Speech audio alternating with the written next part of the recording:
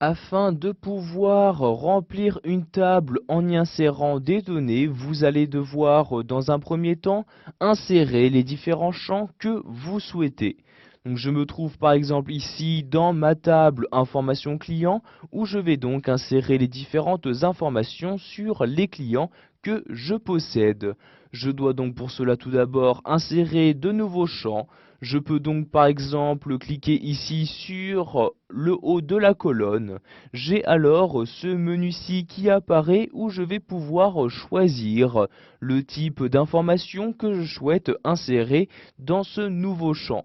Par exemple, ici, je souhaite insérer le prénom de la personne. Il s'agit donc d'un texte. Je clique donc sur le format texte comme ceci. Maintenant, je peux donc choisir le nom à donner donc à ce champ. Donc ici, le prénom, je choisis donc de nommer donc à l'aide du prénom donc le champ. J'appuie ensuite sur la touche entrée de mon clavier et automatiquement donc le logiciel m'emmène donc à la seconde colonne pour me permettre donc de créer un nouveau champ. Je vais maintenant créer un champ nom, je clique donc à nouveau sur texte et je saisis nom à l'aide de mon clavier. J'appuie encore une fois sur la touche entrée de mon clavier. Je vais par exemple ici insérer la date de naissance de la personne. Je clique donc ici sur le format date et heure comme ceci et je vais ici écrire date de naissance comme ceci. J'appuie à nouveau sur la touche entrée et je peux donc de cette manière créer autant de champs que je le souhaite afin de remplir ma table des différentes informations que je souhaite utiliser. Donc si par exemple ici je souhaite insérer donc une valeur d'achat ou un prix, je clique donc sur le format monétaire comme ceci et à nouveau je choisis le nom que je souhaite donner au champ. Par exemple ici je vais saisir le nom de champ achat, donc pardon j'écris ici achat effectué comme ceci. Donc ensuite je clique en dehors pour valider ici donc la création des différents champs.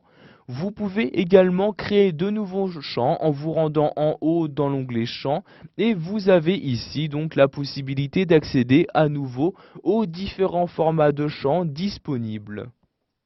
Donc, par exemple, ici, je souhaite maintenant insérer un nouveau champ où je vais insérer donc l'âge de la personne. Je clique donc ici sur le champ nombre comme ceci et vous avez alors un champ qui apparaît donc à l'endroit où se trouvait votre curseur.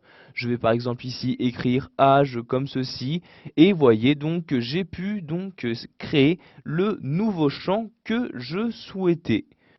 Pour finir, nous allons donc voir que Access 2010 vous permet bien évidemment de supprimer ces champs afin de supprimer également les différentes informations se trouvant à l'intérieur.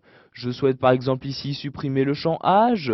Je me rends donc à l'intérieur en sélectionnant l'une des cellules de ce champ.